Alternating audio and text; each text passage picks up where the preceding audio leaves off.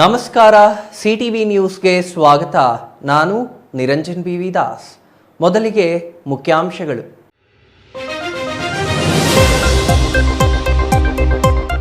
ಮುಂದುವರಿದ ಗಣಿ ಟಿಪ್ಪರ್ಗಳ ಅಟ್ಟಹಾಸ. ಅಧಿಕ ಭಾರ ಹೊತ್ತು ಅತಿ ವೇಗವಾಗಿ ಸಂಚರಿಸುತ್ತಿದ್ರು ತಿರುಗಿ ನೋಡದ ಅಧಿಕಾರಿಗಳು. ಮತ್ತೆ ಲಾರಿಗೆ ಡಿಕ್ಕಿ ಹೊಡೆದ ಗಣಿ ಟಿಪ್ಪರ್. ಅದೃಷ್ಟವಶಾತ್ ಪ್ರಾಣಾಪಾಯದಿಂದ ಪಾರಾದ ಚಾಲಕ. ಭಾರತೀಯ ಕಿಸಾನ್ ಸಂಘದಿಂದ ನವೆಂಬರ್ 26ಕ್ಕೆ ಬೃಹತ್ ರ್ಯಾಲಿ. ವಕ್ಫ್ ತೊಲಗಲಿ, ದೇಶ ಉಳಿಯಲಿ ಘೋಷಣೆಯೊಂದಿಗೆ ರೈತ ಘರ್ಜನಾ ರ್ಯಾಲಿ. ವಕ್ಫ್ ಮಂಡಳಿ ರದ್ದು ಕೋರಿ ಕೇಂದ್ರಕ್ಕೆ ಮನವಿ. ಡಾಕ್ಟರ್ ರಾಜ್ಕುಮಾರ್ ಮತ್ತು ಅವರ ಕುಟುಂಬ ನಿಜವಾದ ಕನ್ನಡದ ರಾಯಭಾರಿಗಳು. ಕನ್ನಡ ಭಾಷೆ ಪಸರಿಸಲು ರಾಜ್ಕುಮಾರ್ ಅಪಾರ ಕೊಡುಗೆ. ಚಿಕ್ಕಬಳ್ಳಾಪುರ ಕೆಎಸ್ಆರ್ಟಿಸಿಯಿಂದ ಹಮ್ಮಿಕೊಂಡಿದ್ದ ಕಾರ್ಯಕ್ರಮದಲ್ಲಿ ಮನು ಬಳಿಗಾರ್ ಬಣ್ಣನೆ. ಗಣೇಶ ಹಬ್ಬದ ವೇಳೆ ಕ್ಷುಲ್ಲಕ ಕಾರಣಕ್ಕೆ ಯುವಕರ ನಡುವೆ ಕೆರೇಕ್. ಹಳೆ ದ್ವೇಷಕ್ಕೆ ಸೆಕ್ಯೂರಿಟಿ ಗಾರ್ಡ್ ಬರ್ಬರ ಹತ್ಯೆ. ಸೆಕ್ಯೂರಿಟಿ ಗಾರ್ಡ್ನನ್ನ ಮಾರಕಾಸ್ತ್ರಗಳಿಂದ ಕೊಚ್ಚಿ ಕೊಲೆ ಮಾಡಿದ ಕಿರಾತಕರು.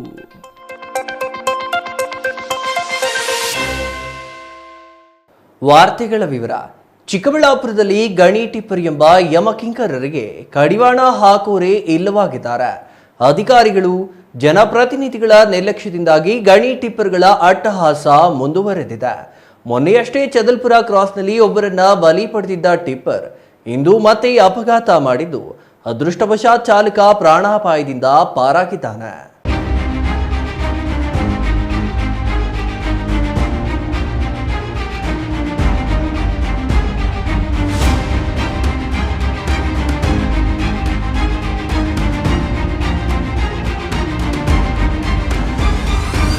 ಹೌದು, ಗಣಿ ಟಿಪ್ಪರ್ಗಳು ಚಿಕ್ಕಬಳ್ಳಾಪುರದಲ್ಲಿ ಯಮರೂಪಿಗಳಾಗಿ ಬದಲಾಗಿವೆ. ಪ್ರತಿನಿತ್ಯ ಒಂದಲ್ಲ ಒಂದು ಅಪಘಾತ ಮಾಡಿ ಹೆದ್ದಾರಿ ಪ್ರಯಾಣಿಕರನ್ನ ನಿರಂತರವಾಗಿ ಬಲಿ ಪಡೆಯುತ್ತಿದ್ರು. ಸಂಬಂಧಿಸಿದ ಅಧಿಕಾರಿಗಳಾಗಲಿ ಜನಪ್ರತಿನಿಧಿಗಳಾಗಲಿ ಟಿಪ್ಪರ್ಗಳ ಅಟ್ಟಹಾಸಕ್ಕೆ ಕಡಿವಾಣ ಹಾಕುವಲ್ಲಿ ಸಂಪೂರ್ಣ ವಿಫಲವಾಗಿದ್ದು, ಟಿಪ್ಪರ್ಗಳ ಬಲಿ ಪೂಜೆ ಮುಂದುವರಿಯಲು ಇದು ಸಹಕಾರಿಯಾದಂತಿದೆ. ಗಣಿ ಟಿಪ್ಪರ್ಗಳ ಅಟ್ಟಹಾಸಕ್ಕೆ ಕಡಿವಾಣ ಹಾಕಲು ಆರ್ಟಿಒ ಅಧಿಕಾರಿಗಳು, ಪೊಲೀಸ್ ಇಲಾಖೆ, ಗಣಿ ಮತ್ತು ಭೂವಿಜ್ಞಾನ ಇಲಾಖೆ, ಪರಿಸರ ಇಲಾಖೆ ಸೇರಿ ಹಲವು ಇಲಾಖೆಗಳಿಗೆ ಅಧಿಕಾರವಿದೆ.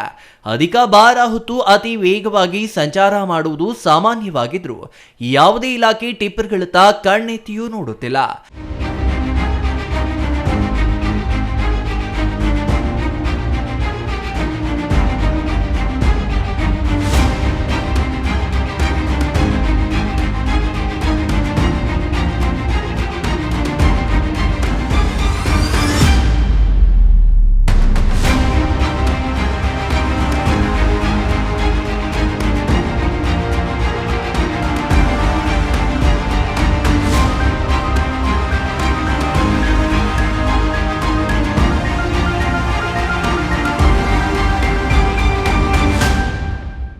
ಇನ್ನು ಮಿತಿಗಿಂತ ಹೆಚ್ಚು ತೂಕದ ಜೆಲ್ಲಿ, ಎಂಸ್ಯಾಂಡ್ ಹೊತ್ತು ಟಿಪ್ಪರ್ಗಳು ರಾಜಾರೋಷವಾಗಿ ರಾಷ್ಟ್ರೀಯ ಹೆದ್ದಾರಿಯಲ್ಲಿ ಸಾಗುತ್ತಿದ್ರು. ಅಧಿಕಾರಿಗಳು ಮಾತ್ರ ಇದಕ್ಕೂ ತಮಗೂ ಸಂಬಂಧವೇ ಇಲ್ಲ ಎನ್ನುವಂತೆ ವರ್ತಿಸುತ್ತಿದ್ದಾರೆ. ಇದನ್ನೇ ಬಂಡವಾಳ ಮಾಡಿಕೊಂಡಿರುವ ಟಿಪ್ಪರ್ಗಳ ಮಾಲೀಕರು ಅಧಿಕ ಭಾರ ಹೊತ್ತು ಅತಿ ವೇಗವಾಗಿ ಸಂಚರಿಸುವುದೇ ತಮ್ಮ ಹಕ್ಕು ಎಂಬಂತೆ ವರ್ತಿಸುತ್ತಿದ್ದಾರೆ. ಇದರಿಂದಾಗಿ ಜೆಲ್ಲಿ ಮತ್ತು ಎಂಸ್ಯಾಂಡ್ ತುಂಬಿದ ಟಿಪ್ಪರ್ಗಳ ಮೇಲೆ ಯಾವುದೇ ಹೊದಿಕೆ ಇಲ್ಲದೆ ಸಂಚಾರ ಮಾಡುತ್ತಿದ್ದು, ಈ ಟಿಪ್ಪರ್ಗಳಿಂದ ಜೆಲ್ಲಿ ಕಲ್ಲು ಬಿದ್ದು ಹಿಂದೆ ಬರುವ ಬೈಕ್ಗಳು ಅಪಘಾತಕ್ಕೆ ಈಡಾದರೆ ಕಾರು ಸೇರಿದಂತೆ ಇತರೆ 4 ಚಕ್ರದ ವಾಹನಗಳ ಮುಂದಿನ ಗಾಜು ಹೊಡೆದು ತೀವ್ರ ಸಂಕಷ್ಟಕ್ಕೆ ಸಿಲುಕಿದ ನಿದರ್ಶನಗಳು ಪ್ರತಿನಿತ್ಯ ನಡೆಯುತ್ತಲೇ ಇವೆ. ಇಷ್ಟೆಲ್ಲ ನಡೆದು ಸಾರ್ವಜನಿಕರ ಜೀವಗಳು ಹಾರಿ ಹೋಗುತ್ತಿದ್ರು. ಅಧಿಕಾರಿಗಳಾಗಲಿ ಜನಪ್ರತಿನಿಧಿಗಳಾಗಲಿ ಈ ಟಿಪ್ಪರ್ಗಳ ಹಾವಳಿಗೆ ಕಡಿವಾಣ ಹಾಕಲು ಮುಂದಾಗುತ್ತಿಲ್ಲ. ಹಾಗಾಗಿಯೇ ಇಂದು ಮತ್ತೊಂದು ಅಪಘಾತ ಸಂಭವಿಸಿದೆ. ಈ ಅಪಘಾತದಲ್ಲಿ ಟಿಪ್ಪರ್ ಬಂದು ಲಾರಿಗೆ ಹಿಂಬದಿಯಿಂದ ಡಿಕ್ಕಿ ಹೊಡೆದಿದೆ. ಚಿಕ್ಕಬಳ್ಳಾಪುರ ಹೊರವಲಯದ ರಾಷ್ಟ್ರೀಯ ಹೆದ್ದಾರಿ 44ರಲ್ಲಿ ಘಟನೆ ನಡೆದಿದ್ದು ಅದೃಷ್ಟವಶಾತ್ ಯಾವುದೇ ಪ್ರಾಣಹಾನಿ ಸಂಭವಿಸಿಲ್ಲ. ಚಿಕ್ಕಬಳ್ಳಾಪುರ ತಾಲೂಕಿನ ಹೊನಗಲ್ ಗೇಟ್ ಸಮೀಪ ಅಪಘಾತ ನಡೆದಿದ್ದು, ಬಾಗೇಪಲ್ಲಿಯಿಂದ ಚಿಕ್ಕಬಳ್ಳಾಪುರಕ್ಕೆ ಹೋಗುತ್ತಿದ್ದ ಲಾರಿಗೆ ಎದುರಿನಲ್ಲಿ ನಾಯಿ ಅಡ್ಡ ಬಂದ ಹಿನ್ನೆಲೆ ಲಾರಿ ವೇಗ ಕಡಿಮೆ ಮಾಡಿದ್ದಾರೆ ಎನ್ನಲಾಗಿದೆ. ಇದರಿಂದ ಹಿಂದೆ ಅಧಿಕ ಭಾರ ಹೊತ್ತು ಅತಿ ವೇಗವಾಗಿ ಬರುತ್ತಿದ್ದ ಗಣಿ ಟಿಪ್ಪರ್ ಬಂದು ಅಪ್ಪಳಿಸಿದೆ. ಅಪಘಾತದಲ್ಲಿ ಸಣ್ಣ ಪುಟ್ಟ ಗಾಯಗಳೊಂದಿಗೆ ಚಾಲಕ ಬಚಾವಾಗಿದ್ದಾನೆ. ಗಾಯಗೊಂಡ ಚಾಲಕರನ್ನ ಚಿಕ್ಕಬಳ್ಳಾಪುರ ಜಿಲ್ಲಾಸ್ಪತ್ರೆಗೆ ರವಾನಿಸಲಾಗಿದೆ.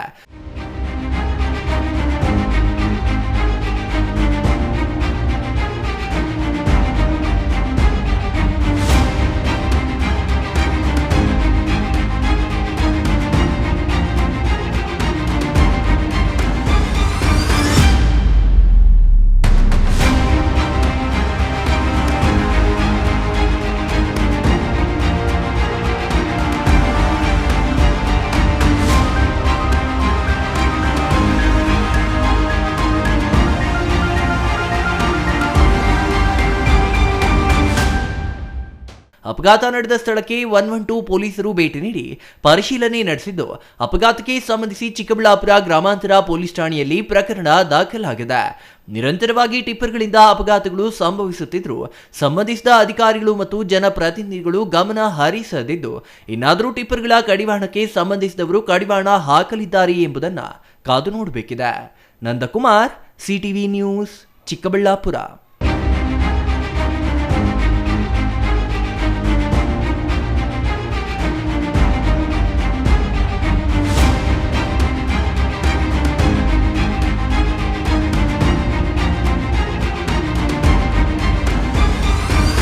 ಎರಡು 2013ರಲ್ಲಿ ವಕ್ಫ್ ಕಾಯ್ದೆಗೆ ಅಂದಿನ ಕೇಂದ್ರ ಕಾಂಗ್ರೆಸ್ ಸರ್ಕಾರ ತಿದ್ದುಪಡಿ ತಂದು ಮಿತಿ ಮೀರಿದ ಅಧಿಕಾರ ವಕ್ಫ್ ಮಂಡಳಿಗೆ ನೀಡಿದ ಕಾರಣ 8,000 ಎಕರೆ ಇದ್ದ ವಕ್ಫ್ ಭೂಮಿ ಈಗ 9.40 ಲಕ್ಷಕ್ಕೂ ಅಧಿಕ ಎಕರೆ ಕಬಳಿಸಿದ್ದಾರೆ ಎಂದು ರೈತ ಸಂಘದ ದಕ್ಷಿಣ ಪ್ರಾಂತ ಉಪಾಧ್ಯಕ್ಷ HP ನಾರಾಯಣ ರೆಡ್ಡಿ ಆರೋಪಿಸಿದರು.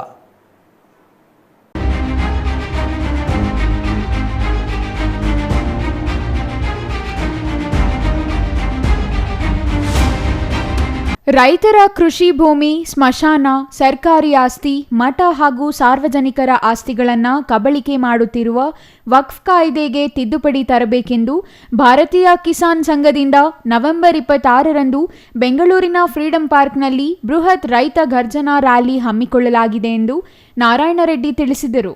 ರೈತರ ಜಮೀನು ಕಾನೂನಿನ ಮೂಲಕ ಕಬಳಿಸಲು ಹೊರಟಿರುವ ವಕ್ಫ್ ಮಂಡಳಿ ಕೃತ್ಯ ಖಂಡಿಸಿ ಮಠ ಮಂದಿರಗಳ ಸಾವಿರಾರು ವರ್ಷಗಳ ಭೂಮಿಯನ್ನು ವಕ್ಫ್ ಆಸ್ತಿ ಎಂದು ಘೋಷಿಸಿ ರೈತ ವಿರೋಧಿ ಧೋರಣೆಯನ್ನು ಅನುಸರಿಸುತ್ತಿರುವ ರಾಜ್ಯ ಸರ್ಕಾರದ ಕ್ರಮ ವಿರೋಧಿಸಿ ಮತ್ತು ವಕ್ಫ್ ಕಾಯ್ದೆಗೆ ತಿದ್ದುಪಡಿ ತರಲು ಕೇಂದ್ರ ಸರ್ಕಾರದ ಮೇಲೆ ಒತ್ತಡ ಹೇರಲು ನವೆಂಬರ್ 26ರಂದು ಬೆಂಗಳೂರು ಸ್ವತಂತ್ರ ಉದ್ಯಾನವನದಿಂದ ಬೃಹತ್ ರೈತ ಗರ್ಜನಾ ಮೆರವಣಿಗೆ ಹಮ್ಮಿಕೊಳ್ಳಲಾಗಿದೆ ಎಂದರು. ಎಲ್ಲೋ ಸಿಟಿಯಲ್ಲಿ ತಗೊಂತಾರೆ, ಕೆಲವರು ಬೇರೆ ಕಡೆ ಜಮೀನು ತಗೋ, ಆ ರೀತಿ ಆಗಿ ನಮ್ಮ ಊರಲ್ಲಿ 200 ವರ್ಷದ ಇತಿಹಾಸ ಇರ್ತಕ್ಕಂಥ ಒಂದು ಕಾಲುವೆ, ರಾಜಕಾಲುವೆ. ಆ ಕಾಲುವೆಗೆ ಇನ್ನು ನಾವು ನೋಡೇ ಇಲ್ಲ. 200 ವರ್ಷ ಅಂದರೆ ಯಾರು ನೋಡಿದ್ದೀವಿ? ನಾವು ಬದುಕಿಲ್ಲ, ನಮ್ಮ ತಾತನವ್ರು ನೋಡಿಲ್ಲ, ಯಾರು ನೋಡಿಲ್ಲ. ಅದು ಅಗಲ ಬಂದು 180 ಅಡಿ ಅಗಲ, 1.5 ಕಿಲೋಮೀಟರ್ ಉದ್ದ ಇರ್ತಕ್ಕಂಥ ಒಂದು ರಾಜಕಾಲುವೆ. ಆ ಕಾಲುವೆನ ಮುಚ್ಕೊಂಡು ಬಂದು ಕಡೆಗೆ 1 ಕಿಲೋಮೀಟ್ರಿಗೆ ಆಚೆ ಹೋಗಿಬಿಟ್ಟಿದೆ ಕಾಲುವೆ. ಅಲ್ಲಿ ಬಂದು ಮೊನ್ನೆ ಯಾವಾಗ ಜಮೀನು ಒತ್ತುವರಿ ಮಾಡಿಕೊಂಡು ಹಿಂಗಿಸ್ಕೊಂಡು ಬಂದರು, ಬೆಳೆಗಳೆಲ್ಲ ನಾಶ ಆಗಿ 150 ಎಕರೆ ಜಮೀನಿಗೆ ಇವತ್ತು DC ಅವರೇ ಸ್ಪಾಟಿಗೆ ಬಂದು ಪರಿಹಾರ ಕೊಟ್ಟೋಗಿ ಅಲ್ಲಿ ಉಸ್ತುವಾರಿ ಮಿನಿಸ್ಟ್ರುಗಳು ಮತ್ತು ನಮ್ಮ ಕೃಷಿ ಮಂತ್ರಿಗಳು, ನಮ್ಮ ಲೋಕಲ್ಲು MLAಗಳು ಬಂದು ಆಶ್ವಾಸನೆ ಕೊಟ್ಟೋದ್ರು. ನಾವು ಪಾರ್ಲಿಮೆಂಟ್ ಚುನಾವಣೆಯನ್ನು MP ಚುನಾವಣೆ ಇದನ್ನು ನಾವು ಲೋಕಸಭಾ ಚುನಾವಣೆಯನ್ನು ರದ್ದು ಮಾಡಿ ನಮ್ಮ ಊರಲ್ಲಿ ಇದು ಕಾಲುವೆ ಮಾಡೋ ಗಂಟ ನಾವು ಚುನಾವಣೆಗೆ ಬರೋದಿಲ್ಲ ಅಂತ ಹೇಳ್ಬಿಟ್ಟು ಗೆರವು ಮಾಡಿದ್ವಿ. ಚಿಕ್ಕಬಳ್ಳಾಪುರ ಪತ್ರಕರ್ತರ ಭವನದಲ್ಲಿ ನಡೆದ ಸುದ್ದಿಗೋಷ್ಠಿಯಲ್ಲಿ ಮಾತನಾಡಿದ ಅವರು, ರಾಜ್ಯದ ಬಹುತೇಕ ಜಿಲ್ಲೆಗಳಲ್ಲೂ ರೈತರ ಸಾಗುವಳಿ ಜಮೀನು ಈಗ ವಕ್ಫ್ ಮಂಡಳಿಗೆ ಸೇರ್ಪಡೆಯಾಗಿರುವಂತೆ ದಾಖಲೆಗಳಲ್ಲಿ ನಮೂದಾಗಿದೆ. ಇದು ಹೀಗೆ ಬಿಟ್ಟರೆ ಮುಂದೊಂದು ದಿನ ಇಡೀ ದೇಶದ ಎಲ್ಲ ಜಮೀನು ವಕ್ಫ್ ಮಂಡಳಿ ಪಾಲಾಗುತ್ತೆ. ಹಾಗಾಗಿ ವಕ್ಫ್ ಬೋರ್ಡನ್ನೇ ರದ್ದುಗೊಳಿಸುವಂತೆ ಕೇಂದ್ರ ಸರ್ಕಾರದ ಮೇಲೆ ಒತ್ತಡ ಹೇರಲು ಪ್ರತಿಭಟನೆ ಹಮ್ಮಿಕೊಳ್ಳಲಾಗಿದೆ. ಜೊತೆಗೆ ರೈತರಿಗೆ ಕಂಟಕವಾಗುವ ವಿದೇಶಿ ಆಮದಿನ ಕುಲಾಂತರಿ ಬಿತ್ತನೆ ಬೀಜ ನಿಲ್ಲಿಸುವಂತೆಯೂ ಶಾಸಕರ ಮತ್ತು ಸಂಸದರ ಮನೆಗಳಿಗೆ ತೆರಳಿ ಮನವರಿಕೆ ಮಾಡಿಕೊಡಲಾಗುತ್ತಿದೆ ಎಂದರು. ಈ ಸಂದರ್ಭದಲ್ಲಿ ಜಿಲ್ಲಾಧ್ಯಕ್ಷ HP ಶ್ರೀನಿವಾಸ್, ಉಪಾಧ್ಯಕ್ಷ ಶಾಂತಮೂರ್ತಿ, ರಾಮಂಜನಪ್ಪ, ಚಿಕ್ಕಬಳ್ಳಾಪುರ ತಾಲೂಕು ಅಧ್ಯಕ್ಷ ಶ್ರೀನಿವಾಸಪ್ಪ, ನಾರಾಯಣಸ್ವಾಮಿ ಮತ್ತಿತರರು ಹಾಜರಿದ್ದರು. Nandakumar, CTV news, Chikkaballapur.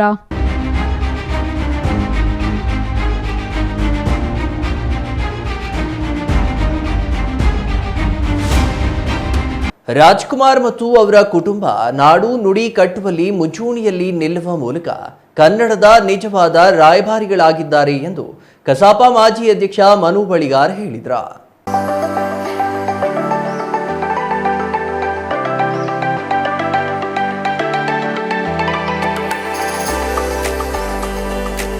ಚಿಕ್ಕಬಳ್ಳಾಪುರ ನಗರದ ರಾಜ್ಯ ರಸ್ತೆ ಸಾರಿಗೆ ಸಂಸ್ಥೆ ಕೇಂದ್ರ ಕನ್ನಡ ಕ್ರಿಯಾ ಘಟಕ ಕಚೇರಿ ಆವರಣದಲ್ಲಿ ಇಂದು ಏರ್ಪಡಿಸಿದ್ದ ಡಾಕ್ಟರ್ ರಾಜ್ಕುಮಾರ್ ಸಂಸ್ಮರಣೆ ಸಮಾರಂಭ ಹಾಗೂ 69ನೇ ಕರ್ನಾಟಕ ರಾಜ್ಯೋತ್ಸವ ಉದ್ಘಾಟಿಸಿ ಮಾತನಾಡಿದ ಕಸಾಪ ಮಾಜಿ ಅಧ್ಯಕ್ಷ ಮನು ಬಳಿಗಾರ್, ತಾಯಿ ಭುವನೇಶ್ವರಿಯನ್ನ ಸ್ತುತಿಸುವ ನಾಡ ಹಬ್ಬವಾದ ರಾಜ್ಯೋತ್ಸವ ಕನ್ನಡಿಗರ ಹೆಮ್ಮೆಯ ಕಾರ್ಯಕ್ರಮವಾಗಿದೆ ಎಂದ್ರ.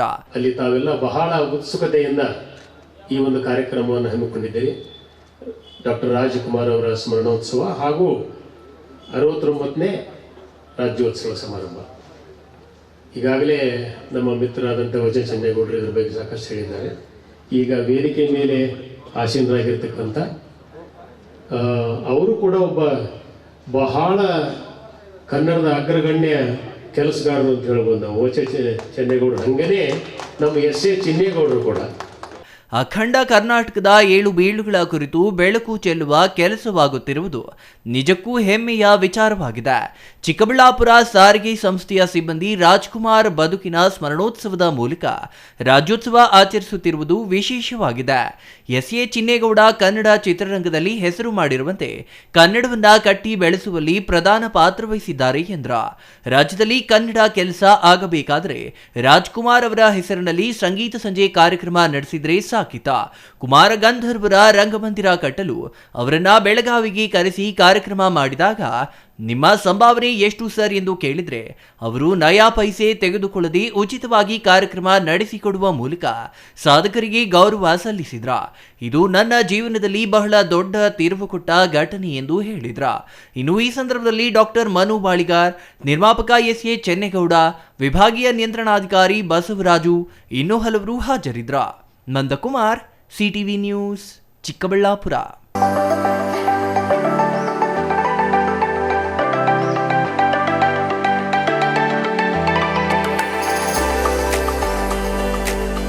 ಆ ಗ್ರಾಮದಲ್ಲಿ ಈ ಹಿಂದೆ ಗಣೇಶ ಹಬ್ಬದ ವಿಸರ್ಜನೆ ವೇಳೆ ಯುವಕರು ಮತ್ತು ವ್ಯಕ್ತಿಯೊಬ್ಬರ ನಡುವೆ ಕಿರಿಕ್ ನಡೆದಿತ್ತ.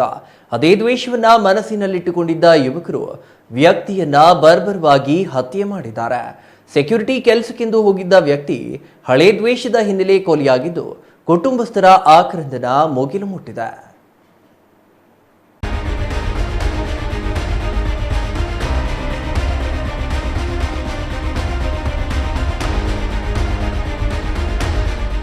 ಈ ಫೋಟೋದಲ್ಲಿ ಕಾಣಿಸ್ತಿರೋ ವ್ಯಕ್ತಿಯ ಹೆಸರು ಶ್ರೀನಿವಾಸ್.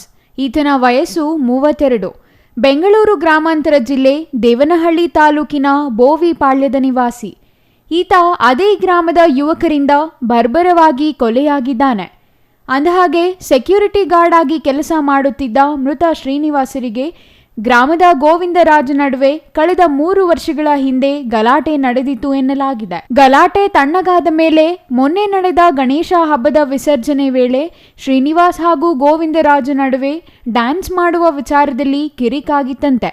ಆರೋಪಿ ಗೋವಿಂದರಾಜ್ ಅಂದೇ ನಿನ್ನ ಮರ್ಡರ್ ಮಾಡುತ್ತೇನೆ ಎಂದು ಆವಾಜ್ ಕೂಡ ಹಾಕಿದ್ದಾನಂತೆ. ಇದೀಗ ನಿನ್ನೆ ಸಂಜೆ ಕೆಲಸಕ್ಕೆ ತೆರಳಿದ್ದ ವೇಳೆ ಹೊಂಚು ಹಾಕಿದ್ದ ಗೋವಿಂದರಾಜ್ ಮನೋಜ್, ತಿಮ್ಮರಾಜು ಮತ್ತು ಮಂಜುನಾಥ್ ಅನ್ನೋ 4 ಯುವಕರು ಸೇರಿ ಮಚ್ಚಿನಿಂದ ಕೊಚ್ಚಿ ಕೊಲೆ ಮಾಡಿ ಅಲ್ಲಿಂದ ನೇರವಾಗಿ ಪೊಲೀಸ್ ಠಾಣೆಗೆ ತೆರಳಿ ಶರಣಾಗಿದ್ದಾರೆ.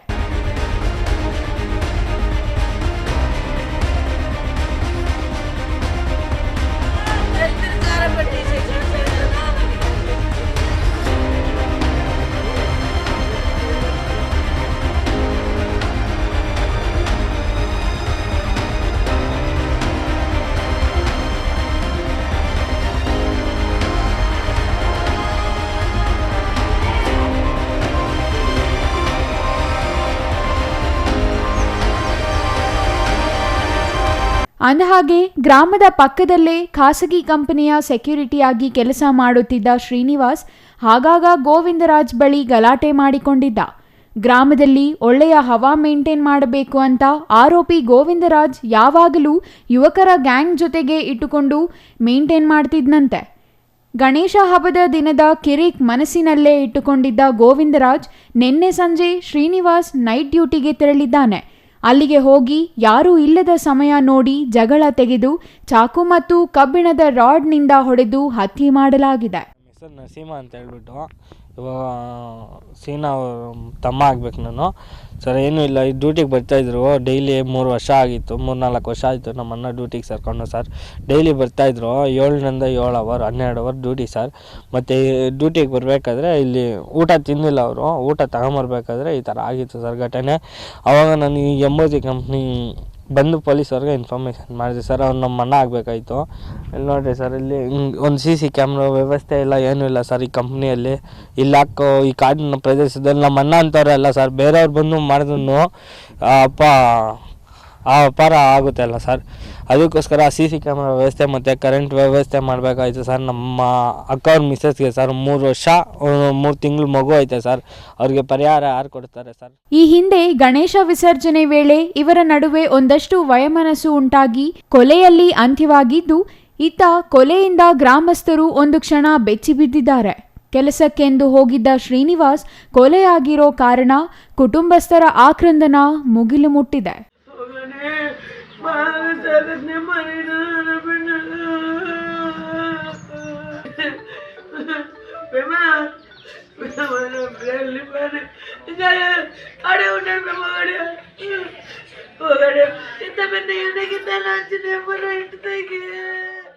ಕ್ಷುಲ್ಲಕ ವಿಚಾರಗಳಿಗೆ ಯುವಕರ ನಡುವೆ ವೈಮನಸ್ಸು ಉಂಟಾಗಿ ಕೊನೆಗೆ ಅದೇ ದ್ವೇಷಕ್ಕೆ ಸೆಕ್ಯೂರಿಟಿ ಗಾರ್ಡ್ ಶ್ರೀನಿವಾಸ್ ಕೊಲೆಯಾಗಿದ್ದಾನೆ.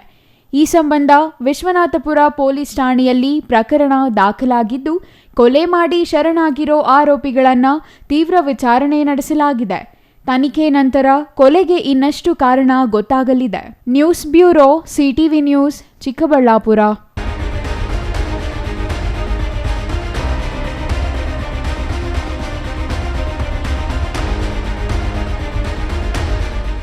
ಇದೀಗ ಚಿಕ್ಕದೊಂದು ವಿರಾಮದ ನಂತರ CTV ನ್ಯೂಸ್ ಮತ್ತೆ ಮುಂದುವರಿಯಲಿದೆ.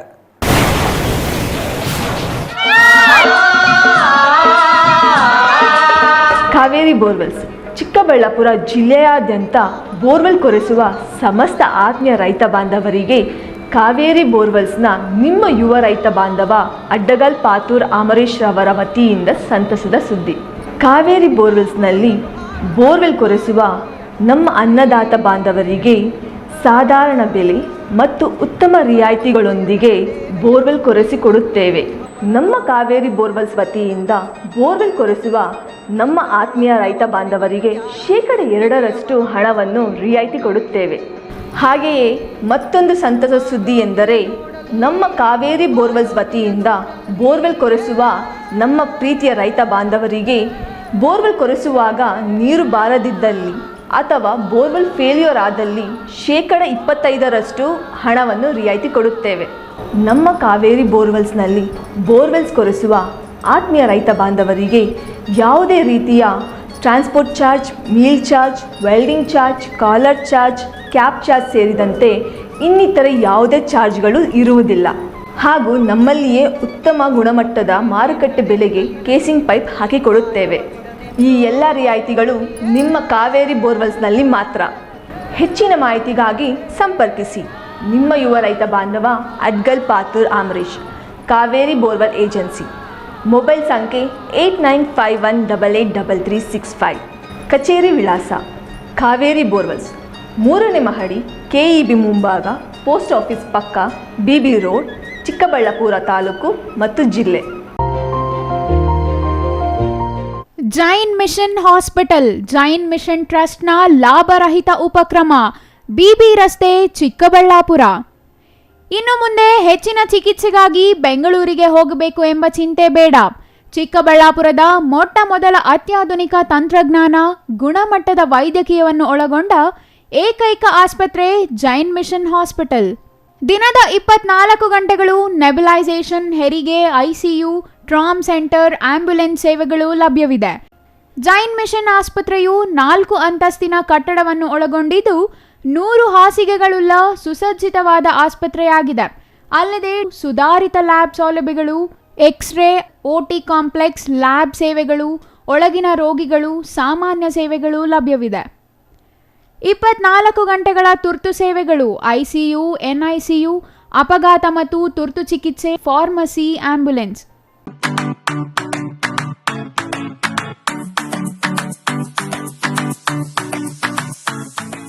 ವಿಷಯ ಗೊತ್ತಾಯ್ತಾ? ಮನೆ ಇಂಟೀರಿಯರ್ಸ್ಗೂ ಸಹ ಇವಾಗ EMI ಪೇ ಮಾಡಬಹುದು. ಮನೆ ಕಚ್ಚಿದ ಮೇಲೆ ಇಂಟೀರಿಯರ್ಗೆ ತುಂಬಾನೇ ತಲೆ ಕೆಡ್ಸ್ಕೊತೀವಿ. ಯುನೀಕ್ ಆಗಿರ್ಬೇಕು, ಡಿಫ್ರೆಂಟ್ ಆಗಿರ್ಬೇಕು, ಮಾಡರ್ನ್ ಆಗಿರ್ಬೇಕು ಅಂತ. ಇದಕ್ಕೆಲ್ಲ ಒಂದು ಸೂಪರ್ ಸೊಲ್ಯೂಷನ್ ಕೊಡಬೇಕು ಅಂದ್ರೆ SMH hardware and innovations Chikkaballapur. ಇಡೀ ಬ್ಯಾಂಗ್ಳೂರಲ್ಲಿ ಕಂಪೇರ್ ಮಾಡಿದ್ರೆ ಇವ್ರು ಕೊಡೋ ರೇಟ್ಸ್ ತುಂಬಾನೇ ಅಫೋರ್ಡಬಲ್. ಇವ್ರದೇ ಆದಂತ ಸ್ವಂತ ಮ್ಯಾನುಫ್ಯಾಕ್ಚರಿಂಗ್ ಯೂನಿಟ್ ಇದೆ. Make in India, 25 years of experience. 80% of their clients ಬ್ಯಾಂಗ್ಳೂರಲ್ಲೇ ಇರೋದು. ನಿಮ್ ಮನೆಗೆ ಬಂದು ವಿಸಿಟ್ ಮಾಡಿ ನಿಮ್ಗೆ ನೀಟ್ ಆಗಿ ಡಿಸೈನ್ ಮತ್ತು ಎಕ್ಸ್ಪ್ಲನೇಷನ್ ಮಾಡಿ ಯಾವ ಯಾವ ತರ ಮಾಡಬಹುದು ಅಂತ ಕ್ಲಾರಿಟಿನೂ ಕೊಡ್ತಾರೆ. ಇಂಟೀರಿಯರ್ಸ್ ಗೆ ಬೇಕಿರೋ ಎಲ್ಲ ಐಟಮು ಇವ್ರ ಹತ್ರ ಸಿಗುತ್ತೆ. You will get it at the very very best price ಅಂತಾನೆ ಹೇಳ್ಬೋದು. ಮನೆ ಹೊಸಲಿಂದ ಹಿಡಿದು ಹಾಲ್, ಬೆಡ್ರೂಮ್, ಕಿಚನ್ ಎಲ್ಲಾನು ಇವ್ರ ಹತ್ರ ನೀಟ್ ಆಗಿ ಡಿಸೈನ್ ಮಾಡ್ಕೋಬಹುದು. ಈ ವಿಡಿಯೋನ ಬೇಗ ನಿಮ್ ಫ್ರೆಂಡ್ಸ್ ಅಂಡ್ ಫ್ಯಾಮಿಲೀಸ್ಗೆ ಶೇರ್ ಮಾಡಿ, ತುಂಬಾನೇ ಯೂಸ್ ಆಗುತ್ತೆ.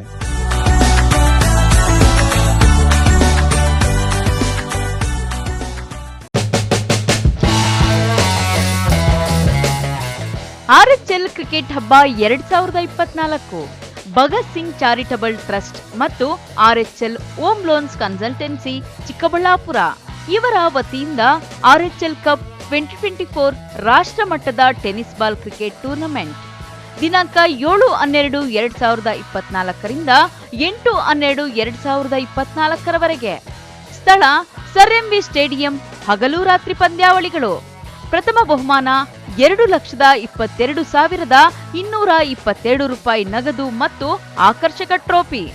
ದ್ವಿತೀಯ ಬಹುಮಾನ 1,11,111 ರೂಪಾಯಿ ನಗದು ಮತ್ತು ಆಕರ್ಷಕ ಟ್ರೋಫಿ. ಸರ್ವರಿಗೂ ಆದರದ ಸುಸ್ವಾಗತ. ವಿರಾಮದ ನಂತರ ಸಿಟಿವಿ ನ್ಯೂಸ್ಗೆ ಮತ್ತೆ ಸ್ವಾಗತ. ಸುಮಾರು 400 ವರ್ಷಗಳ ಇತಿಹಾಸ ಹೊಂದಿರುವ ಜೀರ್ಣಾವಸ್ಥೆಗೆ ತಲುಪಿದ್ದ ದೇವಾಲಯವೊಂದರ ಜೀರ್ಣೋದ್ಧಾರ ಕಾರ್ಯ ಇಂದು ನಡೆಯಿತು. ಹೋಮ ಹವನ ಯಜ್ಞಗಳನ್ನು ನೆರವೇರಿಸಿ ಜೀರ್ಣೋದ್ಧಾರ ಕಾರ್ಯಕ್ರಮ ಶ್ರದ್ಧಾ ಭಕ್ತಿಯಿಂದ ನೆರವೇರಿಸಲಾಯಿತು.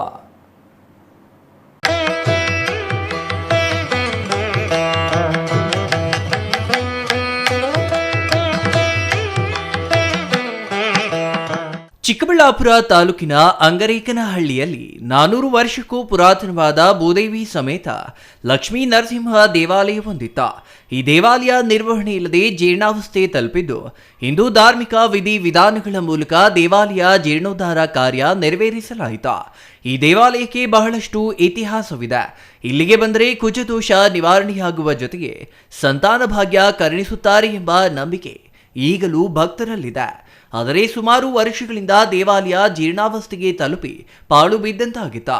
ಈಗ ಮತ್ತೆ ದೇವಾಲಯಕ್ಕೆ ಗತ ವೈಭವ ಮರುಕಳಿಸುವಂತೆ ಮಾಡುವಲ್ಲಿ ಗ್ರಾಮಸ್ಥರು ಯಶಸ್ವಿಯಾಗಿದ್ದಾರೆ.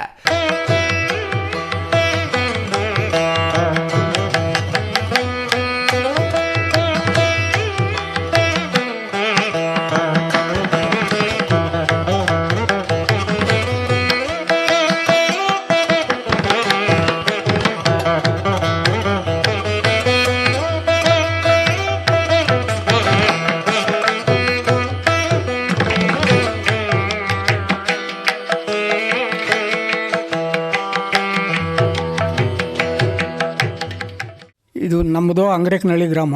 ನನ್ನ ಹೆಸರು ಕೃಷ್ಣಪ್ಪ ಅಂತ. ಈ ಅನಾದಿ ಕಾಲದಿಂದ ನೆಲೆಸಿರ್ತಕ್ಕಂತಹ ಲಕ್ಷ್ಮೀ ನರಸಿಂಹಸ್ವಾಮಿ ದೇವಸ್ಥಾನ ಅಜೀರ್ಣವಾಗಿ ನಿಂತೋಗ್ಬಿಟ್ಟಿತ್ತು. ಏನೋ ಈ 40 ವರ್ಷಗಳಿಂದ ಖಾಲಿ ಇರ್ತಕ್ಕಂಥ ದೇವಸ್ಥಾನನ ಈಗ ಅಭಿವೃದ್ಧಿ ಮಾಡಿದ್ದಾರೆ. ಎಲ್ಲ ಅನುಕೂಲಗಳು ಸರಿಯೋಗಿದೆ. ನಮ್ಮ ಅರ್ಚಕರು ಇನ್ನು ಸ್ವಲ್ಪ ಶ್ರದ್ಧೆ ತಗೋಬೇಕಷ್ಟೇ. ಶ್ರದ್ಧೆ ತಗೊಂಡ್ರೆ ಮುಂದೆ ಇದೇ ರೀತಿ ನಡೀತೈತೆ ಅಂತ ನನ್ನ ಒಂದು ಅಭಿಪ್ರಾಯ. ಏನು ಒಟ್ಟಿನೊಳಗೆ ಚೆನ್ನಾಗಿ ನಡೀತು ಕಾರ್ಯಕ್ರಮ, ಬಹಳ ಚೆನ್ನಾಗಿ ಮಾಡಿದರು. ಗ್ರಾಮಸ್ಥರು ದೇವಾಲಯದಲ್ಲಿ ಇಂದು ವಿಶೇಷ ಪೂಜೆ ನೆರವೇರಿಸಿ ಧಾರ್ಮಿಕ ವಿಧಿ ವಿಧಾನಗಳನ್ನು ಪೂರೈಸಿದ್ದಾರೆ. ಈ ವೇಳೆ ಮಾತನಾಡಿದ ಅರವಿಂದ ಶಾಸ್ತ್ರಿ, ದೇವಾಲಯದಲ್ಲಿ ಹೋಮ ಹವನ ಸಂಪ್ರೋಕ್ಷಣೆ, ನವಗ್ರಹ ಆರಾಧನೆ, ಸುಪ್ರಭಾತ ಸೇವೆ ನಡೆಸಲಾಗಿದೆ ಎಂದ್ರ. ಶ್ರೀ ಭೂನೀಳ ಲಕ್ಷ್ಮೀ ನಾರಸಿಂಹ ತಿರುಮಲ ದೇವಸ್ಥಾನ, ಅಂಗರೇಕನಹಳ್ಳಿ ಗ್ರಾಮ, ಚಿಕ್ಕಬಳ್ಳಾಪುರ ತಾಲೂಕು, ಚಿಕ್ಕಬಳ್ಳಾಪುರ ಜಿಲ್ಲೆ. ಇಲ್ಲಿ ಅನಾದಿ ಕಾಲದಿಂದ ನೆಲೆಸಿರುವಂತಹ ಶ್ರೀ ಭೂನೀಳ ಲಕ್ಷ್ಮೀ ನರಸಿಂಹಸ್ವಾಮಿ ಹಾಗೂ ತಿರುಮಲ ದೇವರು ಅಂತ ಹೇಳ್ತೀವಿ. ಇಲ್ಲಿ ವಿಶೇಷವಾಗಿ ಪ್ರತಿ ಮಂಗಳವಾರ ಆಗ್ಬೋದು, ಇಲ್ಲ ಶನಿವಾರ, ಸೋಮವಾರ ಈ ದಿನಗಳಲ್ಲಿ ಪೂಜೆ ನಡೆಯುತ್ತೆ. ವಿಶೇಷವಾಗಿ ನಾವು ಲಕ್ಷ್ಮೀ ನರಸಿಂಹಸ್ವಾಮಿ ಪೂಜೆ ಮಾಡೋ ವಿಶೇಷ ಫಲ ಏನು ಸಿಗುತ್ತೆ ಅಂದರೆ, ಮದುವೆ ಆಗದಿರೋಂಥವ್ರಿಗೆ ಕುಜದೋಷ ನಿವಾರಣೆ ಆಗುತ್ತೆ, ಮತ್ತು ಸಂತಾನ ಭಾಗ್ಯ ಇಲ್ಲದಿರೋಂಥವ್ರಿಗೆ ಸಂತಾನ ಭಾಗ್ಯ ಆಗುತ್ತೆ. ಲಕ್ಷ್ಮೀ ನರಸಿಂಹಸ್ವಾಮಿ ಅಂದರೆ ವಿಶೇಷವಾಗಿ ಕೋರದ ಫಲವನ್ನು ಅತಿ ಬೇಗನೆ ಶೀಘ್ರವಾಗಿ ಕೊಡ್ತಾರೆ ಲಕ್ಷ್ಮೀ ನರಸಿಂಹಸ್ವಾಮಿ. ಅದೇ ರೀತಿಯಾಗಿ ಈ ದಿನ ಈ ಊರಿನಲ್ಲಿ ಜನರು ಎಲ್ಲರೂ ಸೇರಿ ಈ ಭಗವಂತನ ದೇವಾಲಯವನ್ನು ವಿಶೇಷವಾಗಿ ಸಂಪ್ರೋಕ್ಷಣಾ ಕಾರ್ಯಕ್ರಮ ಮಾಡಿದ್ವಿ. ಇದರಲ್ಲಿ ಬೆಳಗ್ಗೆ ಬಂದು ಇಂದಿನ ದಿನ ಭಗವದ್ವಾದೆ ಪುಣ್ಯಾಹ, ನವಗ್ರಹ ಆರಾಧನೆ, ರಾಕ್ಷೋಗ್ನ ವಾಸ್ತೋಮ, ಹಾಗೆ ಬೆಳಗಿನ ಜಾವ ಸ್ವಾಮಿಯವರಿಗೆ ಸುಪ್ರಭಾತ ಸೇವೆ, ವೇದ ಪಾರಾಯಣ, ತತ್ವನ್ಯಾಸ ಹೋಮಗಳನ್ನು ಮಾಡಿ ಅದು ಸ್ವಾಮಿಗೆ ಅವರಿಗೆ ಪಂಚಾಮೃತ ಅಭಿಷೇಕ, ಮಹಾಮಂಗಳಾರತಿ, ಶಾತುಮರೆ, ತೀರ್ಥಪ್ರಸಾದ ವಿನಿಯೋಗ ಇದು ವಿಶೇಷವಾಗಿ ಶ್ರೀ ಪಾಂಚರಾತ್ರ ಆಗಮ ರೀತಿಯಲ್ಲಿ ಮಾಡಿದ್ದೇವೆ. ಅದೇ ಸಾಯಂಕಾಲದಲ್ಲಿ ಶ್ರೀ ಭೂನೀಳ ಲಕ್ಷ್ಮೀನರಸಿಂಹಸ್ವಾಮಿಯವರ ತಿರುಕಲ್ಯಾಣ ಮಹೋತ್ಸವ ಅನ್ನು ಮಾಡಿ ಎಲ್ಲರಿಗೂ ಶುಭವಾಗಲೆಂದು ನನ್ನ ಮಾತುಗಳು ಮುಗಿಸ್ತಾ ಇದ್ದೀನಿ.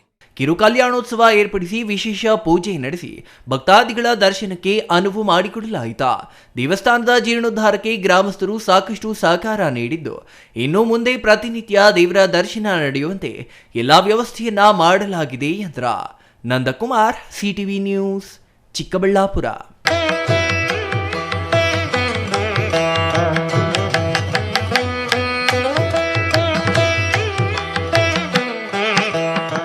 ವಕ್ಫ್ ಕಾಯ್ದೆ ವಿರೋಧಿಸಿ ಕೋಲಾರ ಜಿಲ್ಲಾ ಬಿಜೆಪಿಯಿಂದ ಇಂದು ಪ್ರತಿಭಟನೆ ಹಮ್ಮಿಕೊಳ್ಳಲಾಗಿತ್ತು.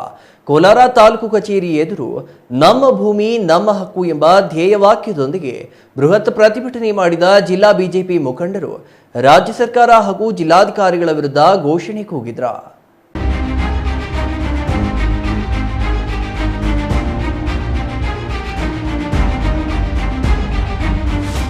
ವಕ್ಫ್ ಕಾಯ್ದೆ ವಿರೋಧಿಸಿ ಕೋಲಾರ ಜಿಲ್ಲಾ ಬಿಜೆಪಿಯಿಂದ ಇಂದು ಪ್ರತಿಭಟನೆ ಹಮ್ಮಿಕೊಳ್ಳಲಾಗಿತ್ತು. ಕೋಲಾರ ತಾಲೂಕು ಕಚೇರಿ ಎದುರು ನಮ್ಮ ಭೂಮಿ ನಮ್ಮ ಹಕ್ಕು ಎಂಬ ಧ್ಯೇಯ ವಾಕ್ಯದೊಂದಿಗೆ ಬೆಳಗ್ಗೆ 11 ಗಂಟೆಗೆ ಆರಂಭವಾದ ಪ್ರತಿಭಟನೆ ಸಂಜೆ 4 ಗಂಟೆಯವರೆಗೂ ನಡೆಯಿತು. ಕೋಲಾರ ತಾಲೂಕು ಕಚೇರಿಗೆ ಮುತ್ತಿಗೆ ಹಾಕಿದ ಮುಖಂಡರನ್ನ ತಹಸೀಲ್ದಾರ್ ಕಚೇರಿ ಪಕ್ಕದಲ್ಲೇ ಪ್ರತಿಭಟನೆ ಮಾಡಲು ತಿಳಿಸಿದರು. ಆದರೆ ಇದಕ್ಕೆ ಒಪ್ಪದ ಬಿಜೆಪಿ ಮುಖಂಡರು ತಹಸೀಲ್ದಾರ್ ಕಚೇರಿಗೆ ಮುತ್ತಿಗೆ ಹಾಕಿ ಕಚೇರಿ ಎದುರೇ ಪ್ರತಿಭಟನೆ ಮಾಡಿದ್ರು. ಅಲ್ಲದೆ ಕೋಲಾರ ಜಿಲ್ಲೆಯಲ್ಲಿ 100 ಎಕರೆ ಭೂಮಿ ವಕ್ಫ್ ಬೋರ್ಡ್ಗೆ ಸರ್ಕಾರ ಮಂಜೂರು ಮಾಡಿದೆ. ಕೋಲಾರ ಜಿಲ್ಲಾಧಿಕಾರಿ ಅಕ್ರಮ್ ಪಾಷಾ ಮತ್ತು ತಹಸೀಲ್ದಾರ್ ನಯನ ಧೋರಣೆಯನ್ನು ಪ್ರತಿಭಟನಾಕಾರರು ಖಂಡಿಸಿದರು. ಈ ವೇಳೆ ಮಾತನಾಡಿದ ಮಾಜಿ ಸಂಸದ ಎಸ್ ಮುನಿಸ್ವಾಮಿ ಅವರು ಸಿಎಂ ಸಿದ್ದರಾಮಯ್ಯ ಹಾಗೂ ರಾಜ್ಯ ಸರ್ಕಾರದ ವಿರುದ್ಧ ಘೋಷಣೆ ಕೂಗಿ ಆಕ್ರೋಶ ಹೊರಹಾಕಿದರು. ಇಲ್ಲಿ ಮೊನ್ನೆ ಏನು ಧರಣಿ ಮಾಡಿದ್ರು 2000 ಜನ ಸೇರಿ ಡಿಸಿ ಆಫೀಸ್ ಹತ್ರ, ಅದು ಯಶಸ್ವಿ ಆಗಿದೆ.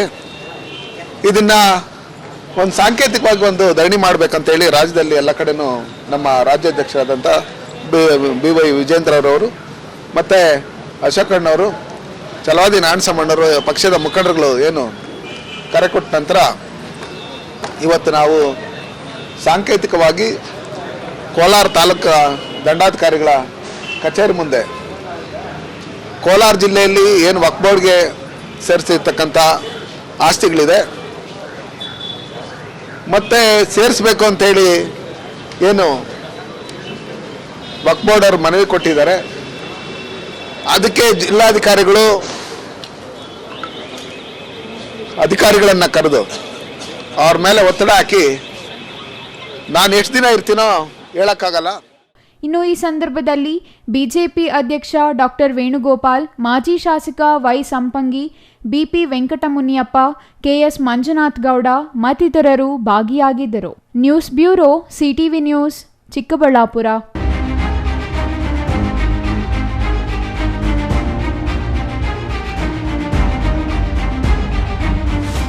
ಇದೀಗ ಚಿಕ್ಕದೊಂದು ವಿರಾಮದ ನಂತರ ಸಿಟಿವಿ ನ್ಯೂಸ್ ಮತ್ತೆ ಮುಂದುವರಿಯಲಿದೆ.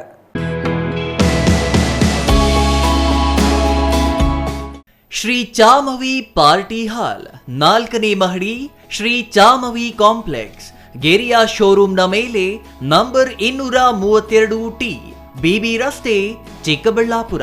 ನಿಮ್ಮ ಎಲ್ಲ ಶುಭ ಕಾರ್ಯಗಳಿಗೆ ಸುಸಜ್ಜಿತ ಪಾರ್ಟಿ ಹಾಲ್ ಚಿಕ್ಕಬಳ್ಳಾಪುರದಲ್ಲಿ ಸಿದ್ಧ. ಹುಟ್ಟುಹಬ್ಬ, ನಾಮಕರಣ, ಕಾರ್ಯಕ್ರಮ ಯಾವುದೇ ಇರಲಿ, ನಿಮ್ಮ ನಿರೀಕ್ಷೆಗೆ ತಕ್ಕ ಪಾರ್ಟಿ ಹಾಲ್. ನಮ್ಮಲ್ಲಿ ದೊರೆಯುವ ಸೌಲಭ್ಯಗಳು: ವಿಶಾಲವಾದ party hall, 1 dining hall, modern ಅಡುಗೆ ಕೋಣೆ, 300 ಅತಿಥಿಗಳ ಆಸನ ಸಾಮರ್ಥ್ಯ, 2 ಕೊಠಡಿಗಳು ಸಸ್ಯಾಹಾರಿಗಳಿಗೆ ಮಾತ್ರ. ಎಸಿ ಕೇಂದ್ರೀಕೃತ ಪಾರ್ಟಿ ಹಾಲ್, ಪ್ರೊಜೆಕ್ಟರ್ ಮತ್ತು ಪರದೆಯೊಂದಿಗೆ ಸಿದ್ಧವಾಗಿದೆ. ಎಐ ಸ್ಪೀಕರ್ಗಳಿಂದ ಆವೃತ, ಲಿಫ್ಟ್ ಕೂಡ ಲಭ್ಯವಿದೆ.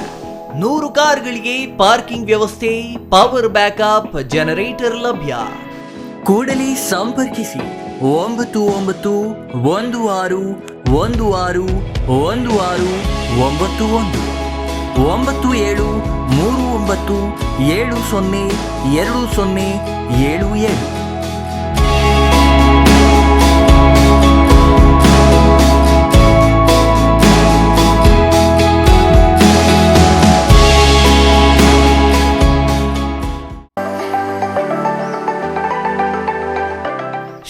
ಮಂಜುನಾಥ ಹಾರ್ಡ್ವೇರ್ ಆ್ಯಂಡ್ ಇನ್ನೋವೇಷನ್ಸ್ 22 ವರ್ಷಗಳಿಂದ ಮಾರುಕಟ್ಟೆಯಲ್ಲಿ ಸುದೀರ್ಘ ಪಯಣ ಮತ್ತು ಗ್ರಾಹಕ ಹಾಗೂ ಎಂಜಿನಿಯರಿಂಗ್ಗಳ ನಂಬಿಕೆಯ ಆಯ್ಕೆ. ಅತ್ಯುತ್ತಮ ಗುಣಮಟ್ಟ, ಪ್ರಾಮಾಣಿಕ ಬೆಲೆ. Engineer choices, architect choices, corporates house owners, carpenter choices, hardware dealers ಹಾಗೂ ಇನ್ನಿತರರಿಗೆ ಹೋಲ್ಸೇಲ್ ದರದಲ್ಲಿ ಸಿಗುವ ಸ್ಥಳವೇ ಶ್ರೀ ಮಂಜುನಾಥ ಹಾರ್ಡ್ವೇರ್ ಮತ್ತು ಇನ್ನೋವೇಷನ್ಸ್.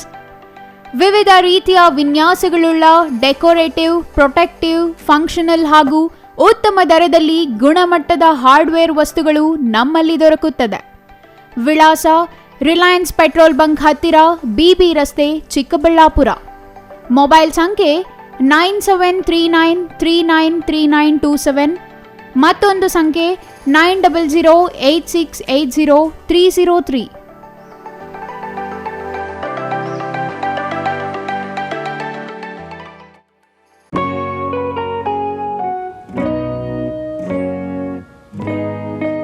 ಸ್ಕೈ ಮಹಿಳಾ ಅಡ್ಡ ವುಮೆನ್ಸ್ ಶೋರೂಮ್ ಬದಲಾದ ವಿಳಾಸದಲ್ಲಿ, ಗೌರಿಬಿದನೂರು ರಸ್ತೆ, ರೆಡ್ಡಿ ಎಲೆಕ್ಟ್ರಾನಿಕ್ಸ್ ಹತ್ತಿರ, ಚಿಕ್ಕಬಳ್ಳಾಪುರ ಟೌನ್. ಮೊಬೈಲ್ ಸಂಖ್ಯೆ 9916533636. 15 ವರ್ಷ ಮೇಲ್ಪಟ್ಟ ಮಹಿಳೆಯರಿಗೆ ಬೇಕಾದ ಎಲ್ಲ ತರಹದ ಬಟ್ಟೆಗಳು ಒಂದೇ ಮಳಿಗೆಯಲ್ಲಿ ಲಭ್ಯ. ಉತ್ತಮ ಗುಣಮಟ್ಟದ ಅತ್ಯಾಧುನಿಕ ಬಟ್ಟೆಗಳಿಗಾಗಿ ಭೇಟಿ ಕೊಡಿ. ಸ್ಕೈ ಮಹಿಳಾ ಅಡ್ಡ ನಿಮಗಾಗಿ ಇದೆ. 1-2 ಪೀಸ್ ಕೊಂಡರೂ ಹೋಲ್ಸೇಲ್ ದರದಲ್ಲಿ ನೀಡುತ್ತೇವೆ.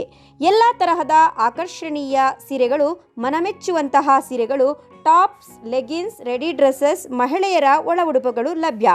ಮತ್ಯಾಕೆ ತಡ, ಒಮ್ಮೆ ಭೇಟಿ ಕೊಡಿ. ಸ್ಕೈ ಮಹಿಳಾ ಅಡ್ಡ, ಗೌರಿಬಿದನೂರು ರಸ್ತೆ, ರೆಡ್ಡಿ ಎಲೆಕ್ಟ್ರಾನಿಕ್ಸ್ ಹತ್ತಿರ, ಚಿಕ್ಕಬಳ್ಳಾಪುರ ಟೌನ್. ಮೊಬೈಲ್ ಸಂಖ್ಯೆ 9916533636.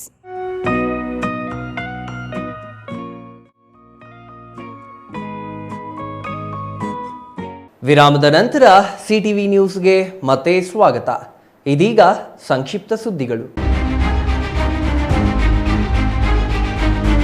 ನಮ್ಮ ಭೂಮಿ ನಮ್ಮ ಹಕ್ಕು ಎಂಬ ಘೋಷಣೆಯೊಂದಿಗೆ ಬೀದರ್ನಲ್ಲಿ ಬಿಜೆಪಿ ಪ್ರತಿಭಟನೆ ನಡೆಸಿದ. ವಕ್ಫ್ ಬೋರ್ಡ್ ಭೂಮಿ ವಿಚಾರದಲ್ಲಿ ಸರ್ಕಾರದ ವಿರುದ್ಧ ಬೀದರ್ ಜಿಲ್ಲಾಧಿಕಾರಿ ಕಚೇರಿ ಎದುರು ಧರಣಿ ನಡೆಸಲಾಯಿತು. ಸಂಜೆ 5 ಗಂಟೆಯವರೆಗೆ ಸಾಂಕೇತಿಕ ಧರಣಿ ನಡೆಸಲಾಗಿದ್ದು, ಬಿಜೆಪಿ ಜಿಲ್ಲಾಧ್ಯಕ್ಷ ಸೋಮನಾಥ ಪಾಟೀಲ್ ಸೇರಿ ನೂರಾರು ಜನ ಪ್ರತಿಭಟನೆಯಲ್ಲಿ ಭಾಗಿಯಾಗಿದ್ರ. ವಕ್ಫ್ ಅದಾಲತ್ ಹೆಸರಿನಲ್ಲಿ ರೈತರ ಜಮೀನು ಕಬಳಿಸಿದ ಸಚಿವ ಜಮೀರ್ ವಿರುದ್ಧ ಪ್ರತಿಭಟನೆಯಲ್ಲಿ ಆಕ್ರೋಶ ವ್ಯಕ್ತವಾಯಿತು. ಮಠ ಮಂದಿರಗಳ ಜಾಗಕ್ಕೂ ವಕ್ಫ್ ಬೋರ್ಡ್ ಬೇಲಿ ಹಾಕಿದೆ. ಸಚಿವ ಜಮೀರ್ ಸಿಎಂ ಸಿದ್ದರಾಮಯ್ಯ ರಾಜೀನಾಮೆ ನೀಡಬೇಕೆಂದು ಒತ್ತಾಯಿಸಲಾಯಿತು.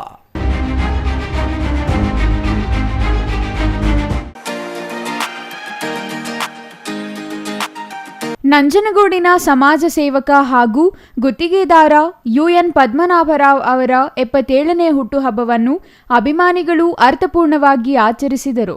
ನಂಜನಗೂಡು ತಾಲೂಕಿನ ಸಿಂಧುವಳ್ಳಿ ಗ್ರಾಮದ ಕರುಣಾಲಯ ಆಸ್ಪತ್ರೆ ಆಶ್ರಯ ಕೇಂದ್ರದಲ್ಲಿರುವ ಬುದ್ಧಿಮಾಂದ್ಯರು, ವಿಕಲಚೇತನರು, ರೋಗಿಗಳು ಮತ್ತು ನಿರಾಶ್ರಿತರಿಗೆ ಹಣ್ಣು ವಿತರಿಸಿ ಮಧ್ಯಾಹ್ನದ ಊಟದ ವ್ಯವಸ್ಥೆ ಮಾಡಿ ಕೇಕ್ ಕತ್ತರಿಸುವ ಮೂಲಕ ಅರ್ಥಪೂರ್ಣವಾಗಿ ಹುಟ್ಟುಹಬ್ಬ ಆಚರಿಸಲಾಯಿತು. ಸಮಾಜ ಸೇವಕ UN ಪದ್ಮನಾಭರಾವ್ ಮಾತನಾಡಿ, ಬುದ್ಧಿಮಾಂದ್ಯರು, ವಿಕಲಚೇತನರು ಹಾಗೂ ನಿರಾಶ್ರಿತರೊಂದಿಗೆ ವಿಶೇಷವಾಗಿ ಅಭಿಮಾನಿಗಳು ಹುಟ್ಟುಹಬ್ಬ ಆಚರಿಸಿರುವುದು ಸಂತಸ ತಂದಿದೆ. ಜನರ ಅಭಿಮಾನಕ್ಕೆ ಸದಾ ಚಿರಋಣಿಯಾಗಿರುತ್ತೇನೆ ಎಂದರು. ಇನ್ನು ನಗರಸಭಾ ಸದಸ್ಯೆ ಗಾಯತ್ರಿ, FCI ಹಾಗೂ ರೈಲ್ವೆ ಗೂಡ್ಸ್ ಶೆಡ್ ಕೂಲಿ ಕಾರ್ಮಿಕರ ಸಂಘದ ಅಧ್ಯಕ್ಷ ಚಂದ್ರು ಮತ್ತಿತರರು ಹಾಜರಿದ್ದರು.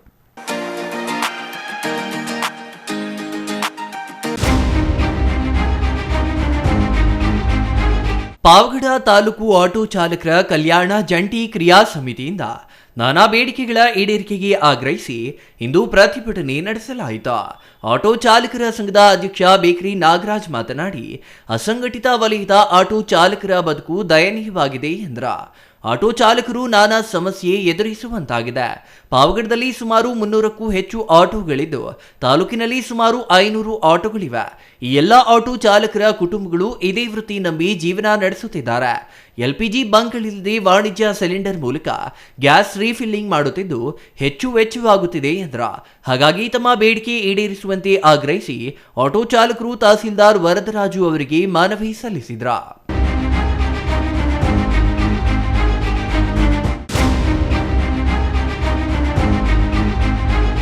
ನವೆಂಬರ್ 24ರಂದು ಶಿಡ್ಲಘಟ್ಟ ನಗರದ ರೈಲ್ವೆ ನಿಲ್ದಾಣದ ರಸ್ತೆಯ ಶ್ರೀ ಭುವನೇಶ್ವರಿ ವೃತ್ತದಲ್ಲಿ ಲಿಯೋ ಕ್ಲಬ್ ಆಫ್ ಕಿರಣ ಹಾಗೂ ಎಂವಿಜೆ ಮೆಡಿಕಲ್ ಕಾಲೇಜು ಸಹಯೋಗದಲ್ಲಿ ಆರೋಗ್ಯ ತಪಾಸಣಾ ಶಿಬಿರ ಆಯೋಜಿಸಿದ್ದು ಸಾರ್ವಜನಿಕರು ಇದರ ಸದುಪಯೋಗ ಪಡೆಯುವಂತೆ ಶ್ರೀಕಾಂತ್ ಕೋರಿದರು.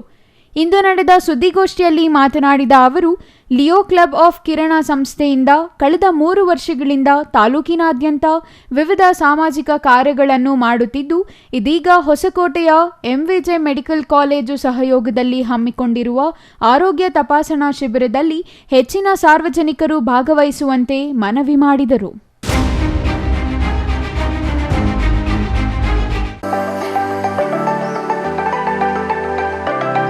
ವಿದ್ಯಾರ್ಥಿಗಳು ತಮ್ಮಲ್ಲಿರುವ ಪ್ರತಿಭೆ ಅನಾವರಣಗೊಳಿಸಲು ಪ್ರತಿಭಾ ಕಾರಂಜಿ ಉತ್ತಮ ವೇದಿಕೆಯಾಗಿದೆ ಎಂದು ಕ್ಷೇತ್ರ ಶಿಕ್ಷಣಾಧಿಕಾರಿ ಸಿಎ ನರೇಂದ್ರ ಕುಮಾರ್ ತಿಳಿಸಿದರು. ಶಿಡ್ಲಘಟ್ಟ ನಗರ ಹೊರವಲಯದ ಹನುಮಂತಪುರ ಗೇಟ್ ಬಳಿ ಇರುವ ಬಿಜಿಎಸ್ ಶಾಲಾ ಆವರಣದಲ್ಲಿ ಆಯೋಜಿಸಿದ್ದ ತಾಲೂಕು ಮಟ್ಟದ ಪ್ರತಿಭಾ ಕಾರಂಜಿ ಕಾರ್ಯಕ್ರಮದಲ್ಲಿ ಅವರು ಮಾತನಾಡಿದರು. ತಾಲೂಕು ಪಂಚಾಯಿತಿ ಇಒ ಹೇಮಾವತಿ ಮಾತನಾಡಿದರು. ಕೆಎನ್ ಸುಬ್ಬಾರೆಡ್ಡಿ, ಕೆಂಪೇಗೌಡ, ಪ್ರಾಂಶುಪಾಲ K Mahadev, LV Venkatareddy, BR Narayanaswamy ಮತ್ತಿತರರು ಈ ಸಂದರ್ಭದಲ್ಲಿ ಹಾಜರಿದ್ದರು.